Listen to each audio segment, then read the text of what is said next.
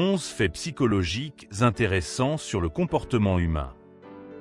Vous êtes-vous déjà demandé pourquoi nous pensons, ressentons et nous comportons de la manière dont nous le faisons? C'est une source de fascination pour beaucoup. Après tout, la façon dont nos esprits fonctionnent a beaucoup à voir avec la manière dont nous faisons les choses et ce que nous sommes. Le comportement humain, le fonctionnement du cerveau et les processus mentaux ont été étudiés en profondeur.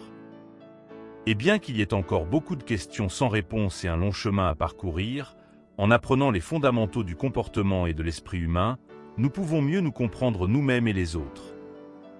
Dans cette vidéo, nous avons rassemblé quelques faits vraiment intéressants sur la psychologie du comportement humain qui vous aideront à mieux comprendre pourquoi nous pensons, ressentons et nous comportons de certaines manières. Entrons dans le vif du sujet. 1. Les événements survenant au début de l'âge adulte restent longtemps avec nous. Avez-vous déjà remarqué à quel point les personnes âgées parlent souvent de leurs 20 ans, ou vous êtes-vous déjà demandé pourquoi tant de gens aiment les histoires de passage à l'âge adulte?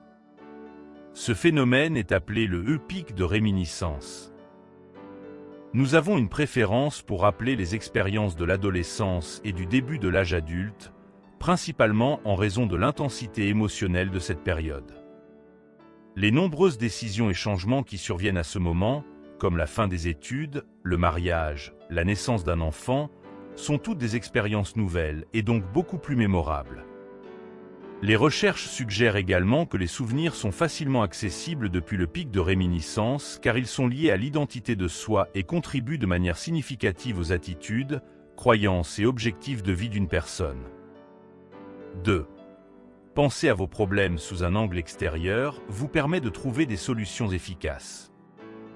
Diriez-vous que vous réfléchissez plus clairement et sensiblement aux problèmes des autres qu'aux vôtres? Selon des recherches, la réponse pour la plupart des gens est oui, et cela est connu sous le nom de paradoxe de Salomon. Les gens, quel que soit leur âge, ont tendance à penser plus rationnellement en contemplant les difficultés des autres qu'en abordant leurs propres problèmes. Cela dit, une stratégie d'autodistanciation peut éliminer ce biais. La prochaine fois que vous serez confronté à un dilemme personnel, exercez vos compétences de raisonnement en prenant du recul et en considérant votre situation du point de vue d'un observateur extérieur. 3. Les plus incompétents sont les moins conscients de leur incompétence. Vous avez probablement déjà été témoin de cela, peut-être autour de la table lors d'un repas de famille. Pendant le repas, un membre de la famille commence à parler de quelque chose, prétendant avoir raison et que tout le monde d'autre est ignorant ou complètement dans l'erreur. Le manque de connaissance de cette personne est évident pour tout le monde dans la pièce, mais elle continue de parler sans se rendre compte de sa propre ignorance.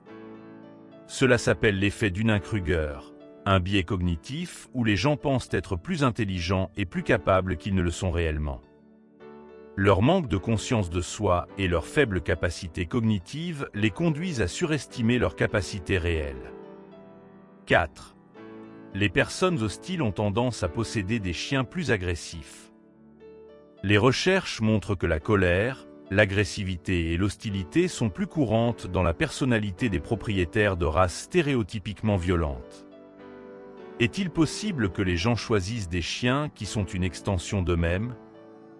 Nous sélectionnons généralement des amis et des partenaires ayant des intérêts et des tendances similaires. Alors pourquoi pas des animaux de compagnie? Peut-être, mais d'autres facteurs peuvent également influencer l'agressivité des gens et leur choix de race violente. Par exemple, ceux qui sont socialement isolés, qui ont moins de visiteurs ou qui vivent dans des quartiers à forte criminalité sont plus susceptibles d'être sous un stress chronique, ce qui peut les rendre plus agressifs et donc plus enclins à choisir un chien de garde comme un Rottweiler ou un Pitbull. 5. Les rêveurs réveillés sont plus créatifs. Avez-vous tendance à avoir des ennuis pour rêvasser en classe ou lors d'une réunion au travail? L'errance de l'esprit est souvent vue comme un trait négatif, mais ce n'est pas nécessairement le cas. En fait, le rêvassement peut indiquer l'intelligence et la créativité. Selon des recherches, une intelligence mesurée élevée et une créativité vont de pair avec des niveaux élevés d'errance de l'esprit. De plus, Les rêveurs éveillés ont tendance à obtenir de meilleurs scores aux tests de QI et leur cerveau semble également être plus efficace. Oui, certaines personnes ont des cerveaux plus efficaces que d'autres, ce qui se traduit par une capacité accrue à penser, et en conséquence, leurs esprits peuvent vagabonder lorsqu'ils exécutent des tâches faciles.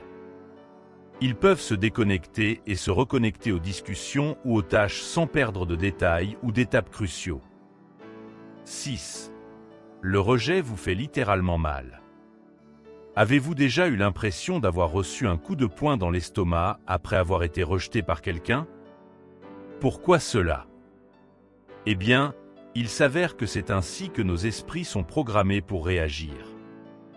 Les mêmes parties de notre cerveau sont activées lorsque nous ressentons un rejet que lorsque nous ressentons une douleur physique.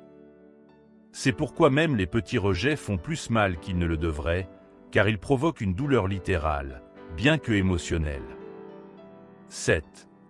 Parler une langue étrangère change vos décisions. Vous pourriez penser que les gens prendraient les mêmes décisions, quelle que soit la langue qu'ils utilisent, ou que la difficulté d'utiliser une langue étrangère rendrait les décisions moins systématiques.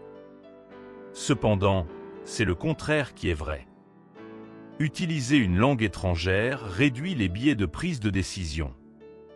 Lorsque nous parlons une langue étrangère, nous devons supprimer notre langue maternelle, et pour penser rationnellement, nous devons supprimer nos intuitions innées. Les études d'imagerie cérébrale montrent que les mêmes parties du cerveau sont impliquées dans l'utilisation d'une langue étrangère et dans la pensée rationnelle. Et lorsque les locuteurs de langues étrangères activent le centre d'inhibition de leur cerveau, leurs intuitions et émotions sont également inhibées. En conséquence, les individus prennent des décisions plus rationnelles lorsqu'ils parlent une langue étrangère. 8. Nous attribuons le comportement d'une personne à sa personnalité, sauf si c'est nous.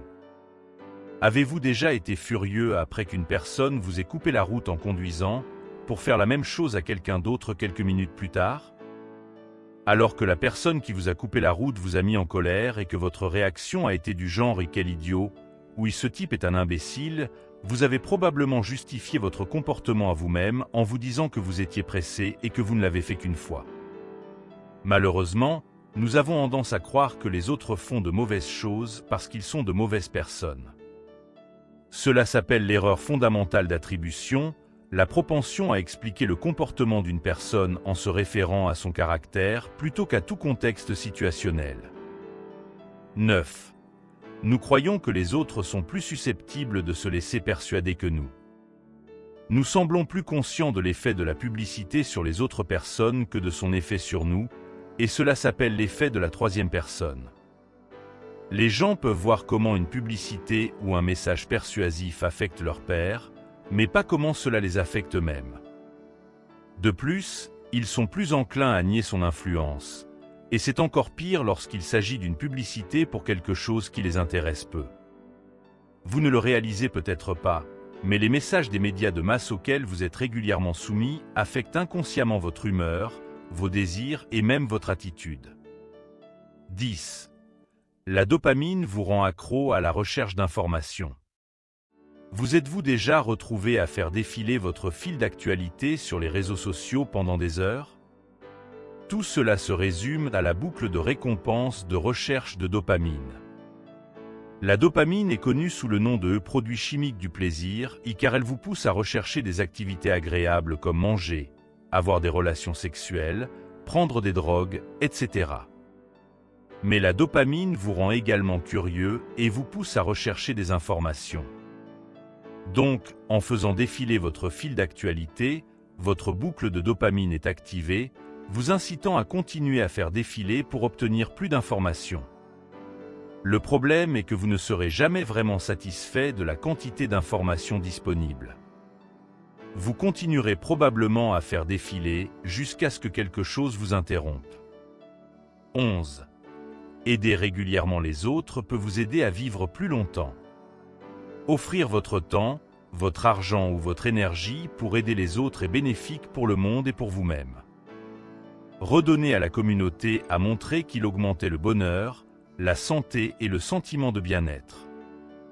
Le bénévolat régulier peut aider à gérer le stress et à prévenir les maladies tout en augmentant votre sentiment d'accomplissement dans la vie. Cela pourrait être dû au fait que le bénévolat réduit la solitude et améliore la vie sociale. De plus, les psychologues ont découvert que ceux qui font régulièrement du bénévolat vivent plus longtemps que ceux qui ne participent pas à de telles activités. Maintenant, bien que ces faits soient fascinants et révèlent beaucoup sur la nature humaine, gardez à l'esprit que la plupart d'entre eux ont été découverts après avoir mené des recherches auprès de petits groupes de personnes. Néanmoins, ils offrent un excellent moyen de poser des questions et de commencer à explorer le monde mystérieux de la recherche psychologique. Si vous avez apprécié cette vidéo, donnez-lui un pouce bleu et partagez-la avec vos amis pour que nous puissions continuer à en faire d'autres. Pour plus de vidéos comme celle-ci, abonnez-vous et n'oubliez pas de cliquer sur la cloche de notification. Assurez-vous également de consulter nos autres vidéos. Merci de nous avoir regardés.